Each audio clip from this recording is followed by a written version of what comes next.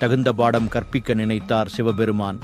உலகை வலம் வந்து கொண்டிருந்த நேரத்தில் தன்னுடைய சடைமுடியிலிருந்து ஒரே ஒரு முடியை மட்டும் எடுத்து நந்தியின் மீது வைத்துவிட்டு கீழே இறங்கிக் கொண்டார் ஈசன். அதுவரை உலகத்தின் பரம்பொருளான சிவபெருமானையே சுமந்து கொண்டிருந்த நந்திக்கு தன் மேலிருந்த ஒரே ஒரு முடியை சுமக்க முடியவில்லை.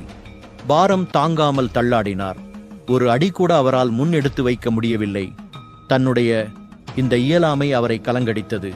இதுவரை அவர் நெஞ்சில் குடிகொண்டிருந்த ஆணவம் எங்கு சென்றதென்றே தெரியவில்லை. அவர் தன் அருகில் நின்று கொண்டிருந்த சிவபெருமானை கலங்கும் கண்களோடு பார்த்தார். அவரது அந்த பார்வை எனக்கு ஏன் இந்த நிலை என்பது போல் இருந்தது. இப்போது சிவபெருமான் கூறினார், நந்தியே, உன்னுடைய மனதில் இருந்த ஆணவத்தை அழிக்கவும் நானே உலக உயிர்களின் ஆன்மாவாக, உலக உயிர்களின் இயக்கமாக இருக்கிறேன் என்பதை நீ உணர்ந்து கொள்ளவும் தான் இப்படி செய்தேன். நான் உன்மேல் இருக்கும் வரைதான் உன்னால் என்னை சுமக்க முடிந்தது.